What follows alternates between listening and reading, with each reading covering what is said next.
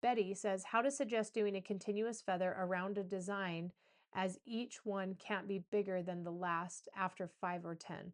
At least I don't see how to make it look good. Okay, a continuous feather around a design as each one. Okay, so I think what you're thinking about is like hierarchy with a feather, right? So I think what you're asking is that you're thinking that feather plumes have to be one is always bigger than the last, but that is not the case. So you can always use feather plumes as a like you can use a previous existing design's edge as your spine for your feather plume, and it's totally okay to have those plumes stay the same size and still do 5 or 10 of them. Okay, so let's do some drawing on that really quick and I will show you what I mean. So let's say you have a circle and another circle. Okay, so you have two options for what you want to do with feather plume. So if you're doing a feather plume where you want the hierarchy to take place, that would mean each of your plumes needs to get bigger than the last, right? But I can understand if what you're saying is that doesn't look quite right. Okay. But if you wanted to use feather plumes around an edge, you could choose repetition instead, where you are carrying those feather plumes around that edge. But instead of deliberately making them bigger as you go, you are deliberately choosing to keep them all the same size. Okay. I hope that makes sense. That was a great question. Let me read that one more time. How to suggest doing a continuous feather around a design as each one can't be bigger than the last after 5 or 10. At least I don't see how to make it look good. So I hope that makes sense, Betty. I would love your feedback if that makes sense to you, where what I'm saying is you can choose what you like. So typically what I would like to do is when I do hierarchy of feather plumes, I typically will stick to anywhere from 2 to 6 plumes. But if I want to do them like along a path, like maybe I have a border here. Oops, let me make that a little bigger. Maybe I have a border here that I want the feathers to fit right inside of.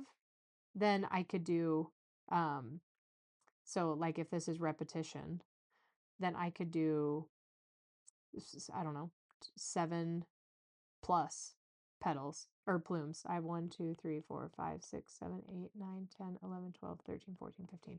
So just however far it takes to fill in that space. Like let's say I have a different design here and I have an arch, right? Like a border like that. 7 plus plumes. Okay. So that's kind of how I would handle those feather plumes. Um, if I was worried about trying to make each one bigger than the last, you can also deliberately use the feather plumes in a row as a border. Mindy says, could you draw out how to do feathers and have them look good along a curvy shape like a leaf? Okay, let me get a new page here. So let me read your question again. Could you draw out how to do feathers and have them look good along a curvy shape like a leaf? Okay, so remember that whenever you're doing feather plumes, you're using an existing shape as your spine a lot of the time. Okay. But let's even break it down further where I will just draw a weird curvy line and we will add plumes to both sides of it. Okay. So I've got a new layer here. Let's go to the iPad and we're going to do some drawing. Okay. So I am just going to draw like a weird funky shape. Okay. And we are going to do plumes on the inside and outside of this shape. So I'm going to start down here at the bottom and work my way across. And I am going to switch from side to side. Now, whenever you're doing feathers on a curve, they are not going to be equal. Like if we're doing feathers that are straight on a line, we can go back and forth side to side and be pretty equal in terms of traveling. with both sides, right? We have 1, 2, 3, 4, 1, 2, 3, 4. However, when you get into a curve shape, you are going to be able to fit way more plumes on the outside of the curve than the inside of the curve. So notice how for every one I'm doing on the inside, I can fit 2 on the outside. And sometimes that ratio will change even more. It just depends on the curve. Okay, but see that?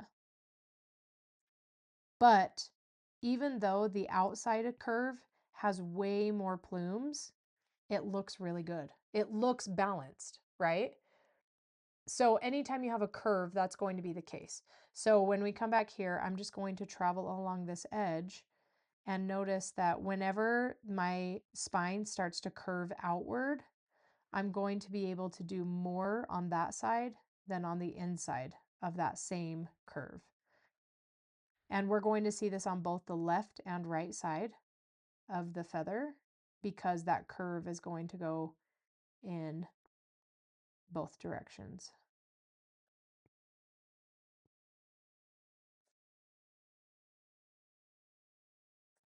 Now, there's other parts or other aspects of this that I could have done differently as well. Like, see, the scale of each of my plumes is about equal, but I have a lot of open space in here. Now, I could have done this differently where I did a much larger scale of plumes on both sides, and it's going to fill in that inner space as well.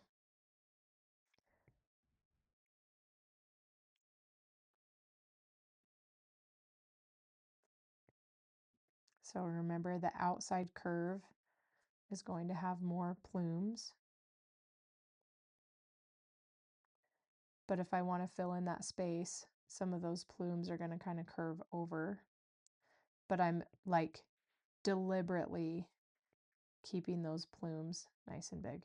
Now, I also want to say, please, please, please give yourself a million times more grace than you would think with feathers, because it's like everybody wants to be really good at quilting feathers, and they are so beautiful. And when you're good at quilting them, you can make it look easy, but they are really tricky. They are a design, a free motion quilting design that I would consider to be a more advanced skill.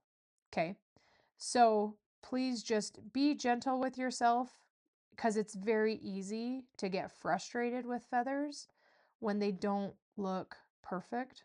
See, like even right here, I don't know what I did wrong there. I mean, I guess this plume could have been bigger.